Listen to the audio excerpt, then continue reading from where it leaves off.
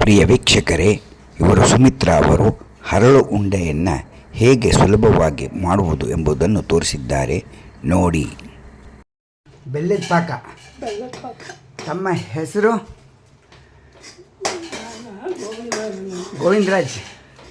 ಗೋವಿಂದರಾಜ್ ಅಯ್ಯಂಗಾರ್ ಅವರು ಪರಿಉಂಡೆ ಅಲ್ಲ, ಹರಳುಂಡೆ ಮಾಡೋದಕ್ಕೆ ಬೆಲ್ಲದ ಪಾಕವನ್ನು ತೆಗಿತಾ ಇದ್ದಾರೆ.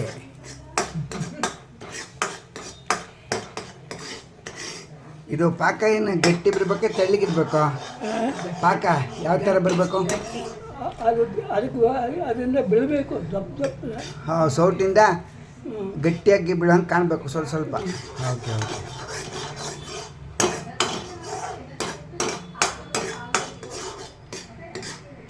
ಇದು ಪೊರಿ ಹರಳು. ಯಾವುದು ಇದು? ಭತ್ತದಲ್ಲಿ ಅಕ್ಕಿ ಇದು ಮಾಡ್ತಾರೆ, ಭತ್ತದ ಅಕ್ಕಿಲಿ ಮಾಡೋ ಹರಳು ನೋಡಿ. ಇವರು ಜೊತೆಯಲ್ಲಿ ಅವರ ಪತ್ನಿಯವರು ಸಹ ಇದ್ದಾರೆ ನೋಡಿ. ತಮ್ಮ ಹೆಸರು ನೆನ್ನೆ ಹೇಳಿದ ಮತ್ತೆ ಸುಮಿತ್ರಾ ಅವ್ರು ನೋಡಿ, ಪತ್ನಿಯವರು ಇಬ್ಬರು. ನಮಗೆ ಎಷ್ಟು ಏಜು?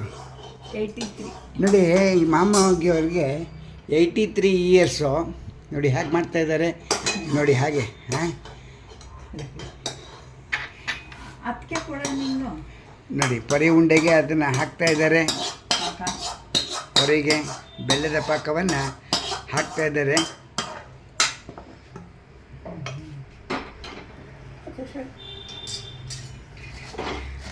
ಸೌಟಿನಲ್ಲಿ ನಿಧಾನವಾಗಿ ಮಿಕ್ಸ್ ಮಾಡಬೇಕು, ಏಕೆಂದರೆ ಬಿಸಿ ಇರುತ್ತದೆ ಪಾಕ.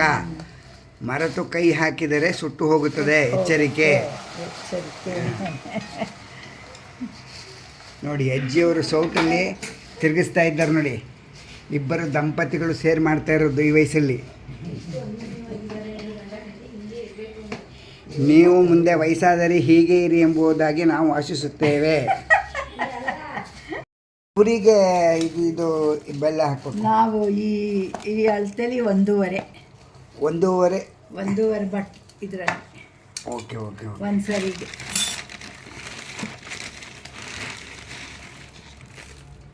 ಇದರಲ್ಲಿ 1.5 ಬಟ್ಲು ಪುರಿ ಹಾಕ್ತೀವಿ. ಹರಳು. ಇದು ಬೆಲ್ಲ. ಅದು ಅಳತೆ ರುಚಿ ಮೇಲೆ.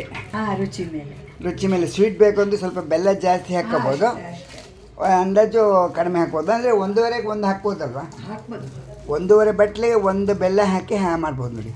ಎಷ್ಟು ಆಗುತ್ತೆ? ಹಾಂ, ಮುಕ್ಕಾಲು ಹಾಕ್ಕೊಳ್ಳಿ, ಆಮೇಲೆ ಬೇಕು ಅಂದರೆ ಹಾಕ್ಕೋಬೋದಲ್ವಾ?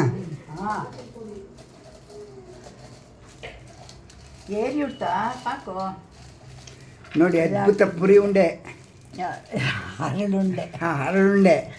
ನಮಗೆ ಗೊತ್ತಿಲ್ಲದೆ ಪುರಿ ಉಂಡೆ ಅಂತೀವಿ, ಅಂಗಡಿಗೆ ಹೋದ್ರೂ ಸಿಗ್ತದೆ ಪುರಿ ಉಂಡೆ ಅಂತೀವಿ. ಇದು ಹರಳುಂಡೆ. ಪುರಿ ಉಂಡೆನೂ ಇದೇ ಸೇಮ್ ಥರ ಇರ್ತದೆ. ಇದು ಕೃಷ್ಣ ಜಯಂತಿಗೆ ಮಡಿಯಿಂದ ಮಾಡ್ತಾ ಇದ್ದಾರೆ ನೋಡಿ. ನೀವು ಸಹ ಹೀಗೆ ಮನೆಯಲ್ಲಿ ಮಾಡಿಕೊಂಡು ಕೃಷ್ಣನ ಪೂಜೆಗೆ ಇಟ್ಟು ಆನಂದಿಸಿ ಎಂದು ನಾವು ಪ್ರಾರ್ಥಿಸುತ್ತೇವೆ. ಜೈ ಶ್ರೀಕೃಷ್ಣ.